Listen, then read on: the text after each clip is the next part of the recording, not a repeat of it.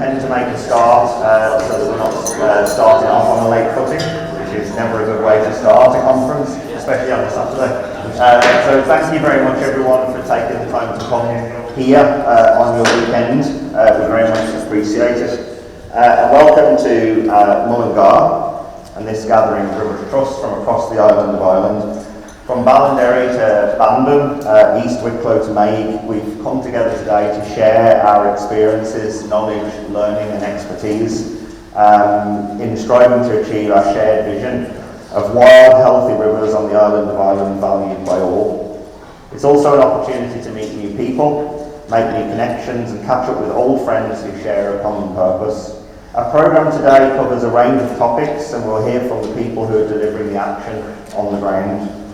I'd like to take this opportunity to thank the Northern Ireland Environment Agency, which is an agency within the Department of Agriculture, Environment and Rural Affairs in Northern Ireland for funding today's event through its Strategic Environment Fund. I'd also like to thank Ballinderry Rivers Trust, the co-hosts of today's event, which secured the funding through its Landscape Scale Initiatives for Nature Conservation project funded through the Environment Fund. We have a full agenda today, as you'll see on the tables in front of you. So we're going to be fairly strict with our speakers and make sure we keep them to time. I would ask our speakers to try and keep to time. We want to hear about your great projects, but we want to hear about everyone's great projects. So please stick to your allotted time slot. If you are presenting today, or you're involved in one of our panel discussions, could I please ask you to move to these chairs here to the left of the stage at the beginning of that session and return there after you've spoken so that we can get you back on the stage for the panel discussion to save people wandering through the tables throughout the day. The last area of our programme today is given over to a series of workshops. These have been designed to focus on a number of key themes that will encourage discussion, debate and peer-to-peer support amongst the trusts gathered here today. This event is being recorded and it will be available to rewatch and share afterwards. We're not live streaming this event today, but we are recording it all. You'll notice on your tables there is a Wi-Fi access. There's no password required, but we do have a hashtag for this event today, RTAllIreland23. So if you are using social media, please use that hashtag so we can see all the chat that's going on about the conference. Now there's just a bit of housekeeping that I need to go through. Teas and coffees today will be served in the hallway outside of this room where you started at the times that are shown on the programme. Lunch will be served in the Terrace restaurant just on the left as you re-enter the lobby from the corridor here. Our team will guide you to the restaurant at lunchtime. Toilets are located in the corridor running along the right side of this room, and we ask if you can use this back door on the right to come in and leave the conference during the conference. This door here is out of order at the minute. There's no fire alarms planned for today, so if we do hear the fire alarm, we will lead you to an evacuation point through the nearest fire exit.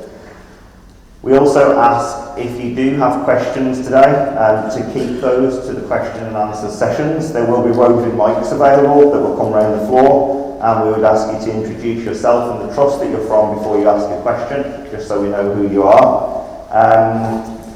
I'm delighted actually today to welcome Mark Lloyd, our Chief Executive from the Rivers Trust, Tessa Wardley, our new Director of Communications and Advocacy, and also Jonathan White, our Chairperson of the Rivers Trust. Without further ado, I'm going to invite Jonathan to come onto the stage and officially open today's conference with a keynote address. Thank you, Jonathan.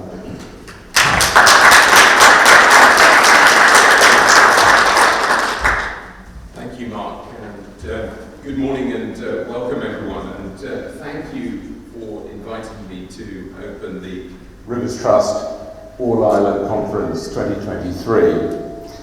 My name is Jonathan White and I'm very privileged to be chair of the Rivers Trust.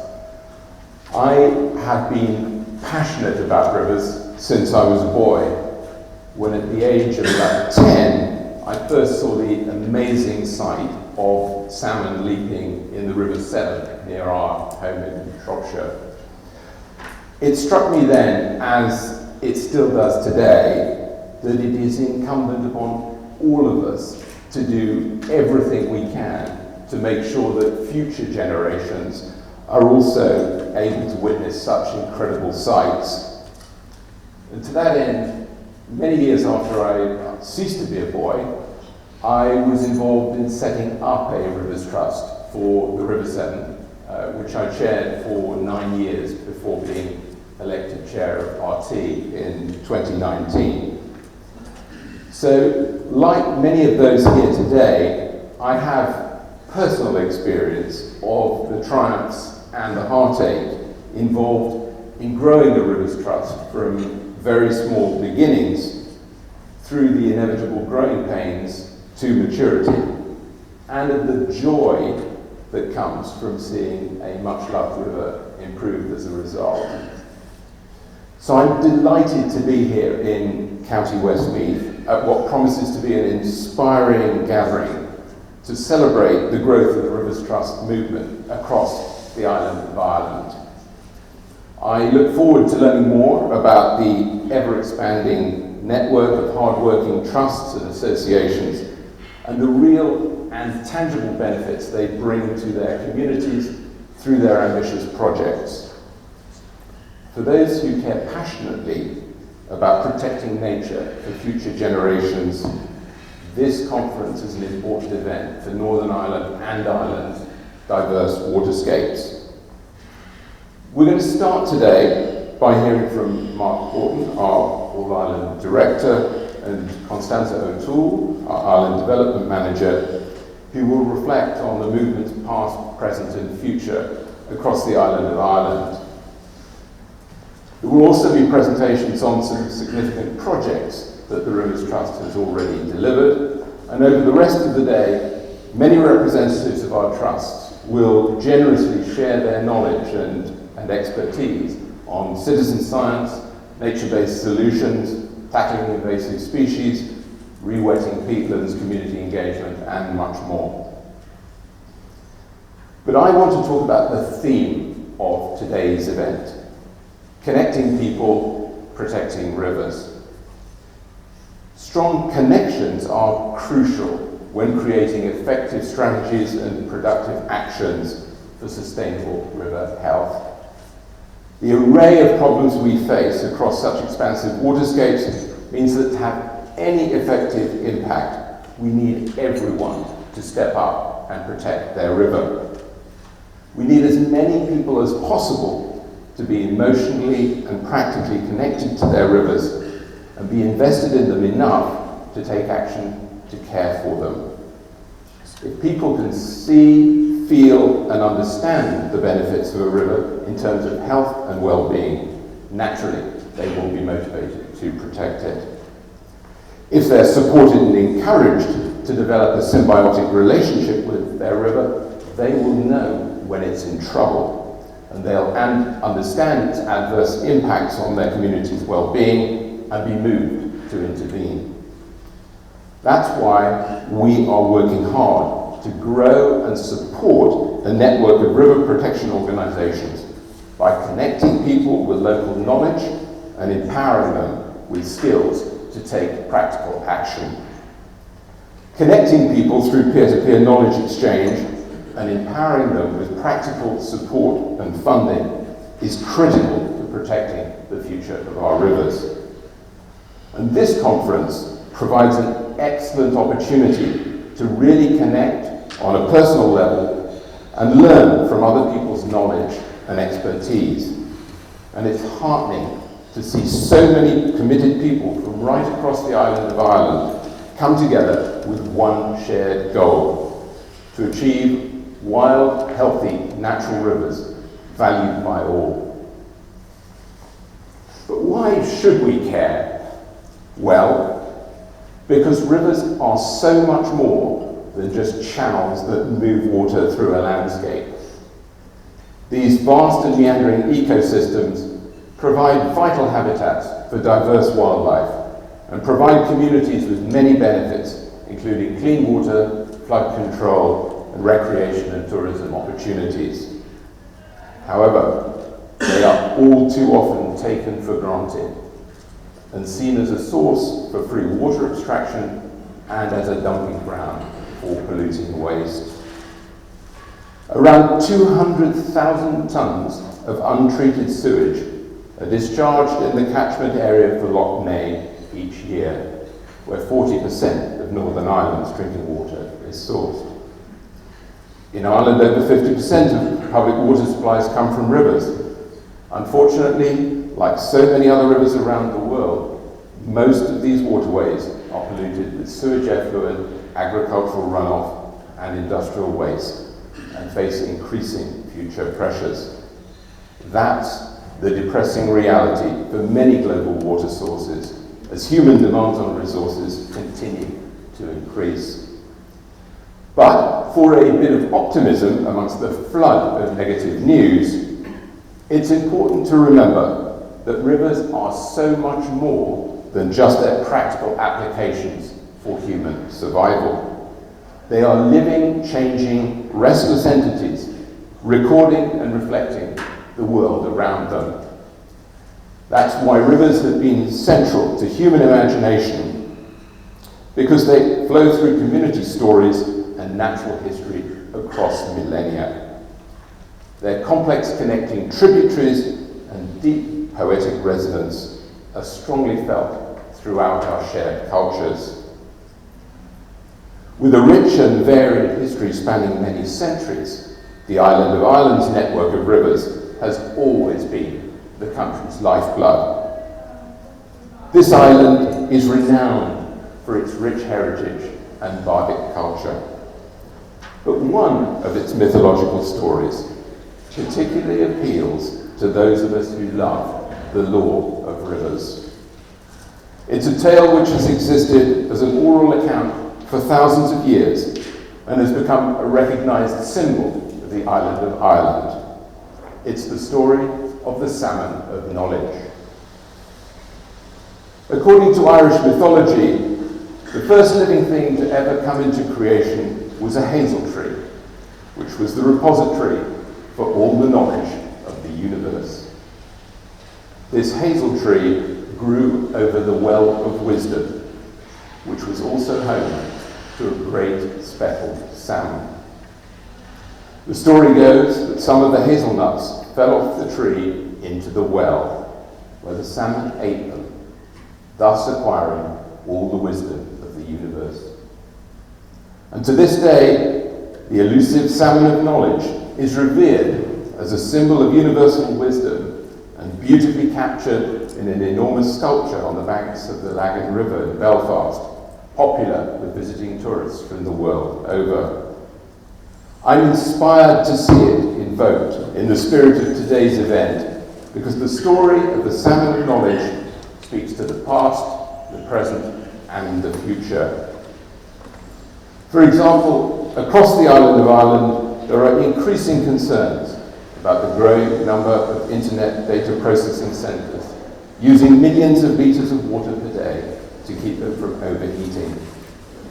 The symbolic salmon and all the world's knowledge are today reunited in an epic modern river story on this island. In historical context, the salmon of knowledge is central to the island of Ireland's creation narrative. It reminds us of the importance of water as the foundation of life and flourishing humanity for millennia. In the present, the salmon of knowledge has taken on new symbolic meaning. As we continue to grapple with issues from the degradation of local nature to the global climate crisis, many people have begun to see the salmon as both a warning sign and a symbol of hope. For the future, and please indulge me in a mixed metaphor here, the salmon is the freshwater equivalent of the canary in the coal mine, an early warning system that something is very wrong in our water. Over the last decade, salmon populations in Irish waters have been declining rapidly, a clear indication of the impacts of climate change, rising temperatures, pollution, increased barriers to migration, and the health issues associated with intensive fish farming. Previously, for every 100 salmon smolt leaving Irish waters, up to 30 used to return to sport. But that figure has dropped dramatically in recent years to just 3 or 4. It's no exaggeration to suggest that within our lifetime, if the current trends continue, Ireland's wild Atlantic salmon could become an endangered and rare sight. I think we can all agree that would be a tragedy. If we are wise, we will listen to the warning being sounded by the salmon now. The scientific data is there to illuminate this crisis further and amplify the alarm. I do not need to tell you that many rivers across the island of Ireland are in serious trouble. In 2021, none of Northern Ireland's 496 rivers, lakes and coastal waters achieved good overall status rating for water quality. Last year, Ireland's Environmental Protection Agency estimated that 40 to 50% of rivers do not reach their environmental standards. The issue of water quality across the island of Ireland demands urgent attention before it is too late. To address this genuine crisis, accountability and action are needed at all levels, from local activists and empowered communities delivering on the ground to state departments taking their stewardship responsibilities and accountability more seriously. We need to learn from past mistakes and be vigilant that they are not repeated. By ensuring our voices are heard and our expert contributions to the planning and consultation processes are listened to. We should call out how pollution impacts Northern Ireland and Ireland's aquatic ecosystems and see that protection is properly policed and that polluters are adequately penalised as a deterrent. We need planning, vision and ambition combined with collaborative working practices to clean up and protect our rivers. We must support communities to be empowered to explore practical, viable, funded solutions for sustainable river health. Very often, the challenges we face when it comes to improving and protecting our beloved rivers seem overwhelming. It requires a lot of energy and persistence to keep swimming upstream and against the tide simply for survival. But for its very survival, the salmon of knowledge is depending on us following its exemplar of resilience. And like you, I believe that is inspiration enough for determined, urgent, collective action to connect our people and protect our rivers. Thank you for your time and attention. I hope you enjoy the rest of today's program, and I look forward to connecting with you, as many of you as possible, during the breaks. Thank you.